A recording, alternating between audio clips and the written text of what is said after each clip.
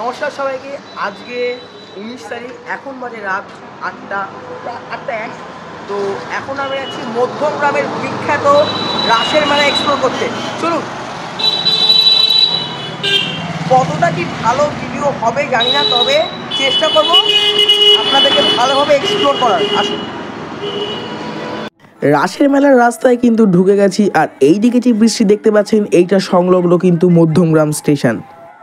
শীত এসে গেছে, শীত মানেই কিন্তু পিঠে, যেমন ধরুন চুষির পায়েস, নারকেলের পাটিসাপটা কিংবা ক্ষীরের পাটিসাপটাই হোক, এইসব বলতে বলতে আমার জিভে জল চলে আসছে।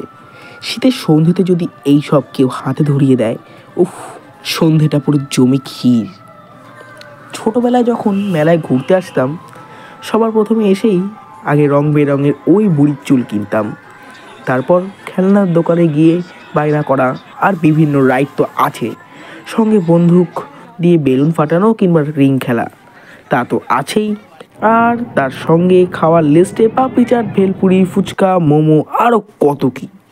চলুন তাহলে রাসের মেলা যে মূল আকর্ষণ সেখানে যাওয়া যাক। আচ্ছা, কৃষ্ণের এই রাসলীলা অর্থাৎ রাস উৎসবের কিছু কাহিনী বলা যাক। কৃষ্ণের রাসলীলা বা রাসকাহিনী ভারতীয় পুরাণ এবং ভক্তিমূলক সাহিত্যের এক বিখ্যাত অংশ। এটি প্রধানত ভাগবত পুরাণ, গীতগোবিন্দ এবং অন্যান্য বৈষ্ণব গ্রন্থে বর্ণিত। রাসলীলা কৃষ্ণের প্রেম, ভক্তি এবং লীলা মাধুর্যের এক অপূর্ব চিত্রে তুলে ধরে। কথিত আছে, বৃন্দাবনে শারদ পূর্ণিমার রাতে কৃষ্ণ তার মুরলি বাজিয়ে গোপীদের ডেকে আনেন। গোপীরা তাদের সংসার, কর্তব্য সব কিছু ত্যাগ করে কৃষ্ণের কাছে ছুটে আসে। কৃষ্ণ তখন তাদের সঙ্গে রাস নৃত্য অংশ নেন। রাস শব্দের অর্থ হলো আনন্দময় নৃত্য, এবং এটি প্রেম ও ভক্তির এক মাধুর্যময় প্রকাশ। আমি আজ সিদ্ধান্ত নিয়ে নিলাম যে নাগরদোলনা চড়বো। জন পিছু 70 টাকা করে টিকিট, আর ময়ূরপঙ্খী কিন্তু 70 টাকা করেই টিকিট জন পিছু। ও এনে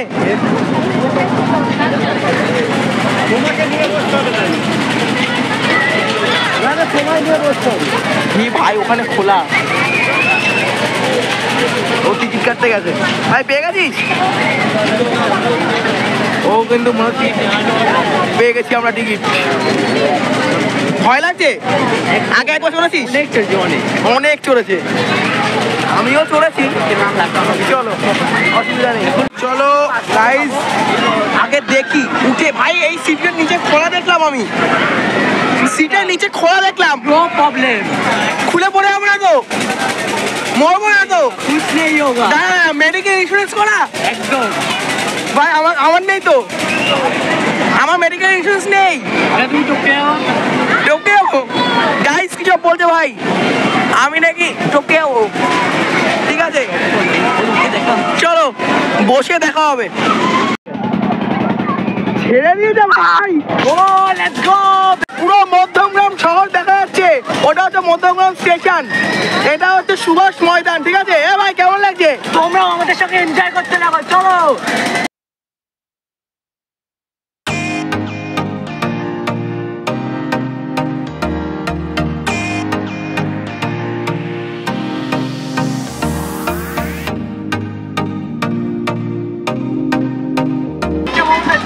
বহুত মজা আসছে, ও আলাদাই ফিলিং,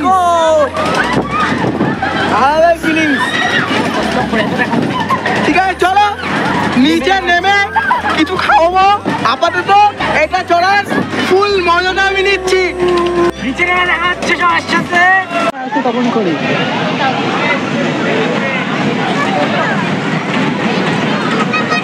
এই হচ্ছে নাগরদোলনা, এদিকে হচ্ছে স্টেশন, আর এই যে মেলাতে এই যে এখানে হচ্ছে স্টলটা বসেছে, আর আমরা এখান থেকে মোমোটা খাচ্ছি। ঠিক আছে, চল ভাই, খেয়ে রিভিউ দেবো। ওকে, আমরা ফুড ব্লগার হয়ে যাচ্ছি নাকি? না না, আমাদের যোগ্যতা নেই ফুড ব্লগার। হ্যাঁ, এখন আমরা খাবারের অতটা বুঝিনি নাকি? ঠিক আছে, এমনিতে বুঝবো ভালো না খারাপ। হ্যাঁ হ্যাঁ, ঠিক আছে, চলো। দেখতে পাচ্ছ, এখন ওরা স্যুপ তো স্যুপ বলে তো, স্যুপ মোমো রেডি করছে আমাদের জন্য। তো আমাকে ন্যাপকিন দিয়েছে, ওকে ন্যাপকিন দেয়নি ভাই। বড় অপমান আমরা সহ্য করতে পারবো না। ঠিক আছে চল খা ভাই খা। আচ্ছা খা খা না খা। খাই দিচ্ছি। না না তুই খা, একটু দূরে যা ভাই। চাটনি দিয়ে খা, একটু চাটনি দিয়ে স্যুপ ফুপ খা ভাই।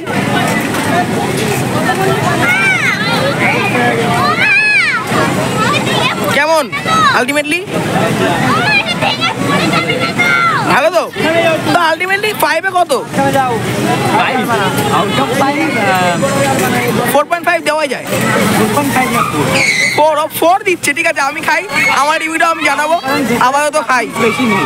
হ্যাঁ ভেতরে স্টাফিং বেশি নেই। দেখে দেখা ক্লোজলি নি। বেশি নেই, ময়দা কোটিংটা একটু বেশি আছে। আচ্ছা চলো।